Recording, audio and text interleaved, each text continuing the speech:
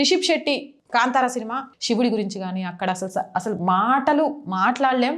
రిషబ్ శెట్టి గారు తప్ప ఇంకెవరు అలాంటి సాహసం చేయలేవరు, అలా నటించలేవరు అనిపించింది. లాస్ట్లో కాంతారాలో మీరు ఇది చూసారు కదా సీన్, రిషబ్ శెట్టి గారు ఒక సౌండ్తో చేస్తూ ఉంటారు, దాన్ని ఇట్లా దయ్యం ఫేస్ పెట్టి ఎక్కిరిచ్చినట్టుగా చూపిస్తూ శ్రీ దయ్యం అని సంబోధించిండు అమ్మవారిని. చాముండి అమ్మవారు ఆయనలోకి వచ్చి, ఎందుకు రాక్షసులను మహిళలైనంత మాత్రాన చంపకుండా వదిలేస్తామంటే, లేదు లేదు నా చెల్లెలు నీ పని పడుతుంది అని చెప్తారు. అప్పుడు రిషబ్ శెట్టి గారిలోకి చాముండి అమ్మవారు వస్తుంది. చాముండి అమ్మవారు వచ్చి అక్కడ దుష్టురాలైన హీరోయిన్ని చంపేస్తుంది అనమాట. ఆ చాముండి అమ్మవారు వచ్చిన సన్నివేశాన్ని ఈయన శ్రీదయ్యంగా మాట్లాడాడు. చూస్తూ ఊరుకుంటారా?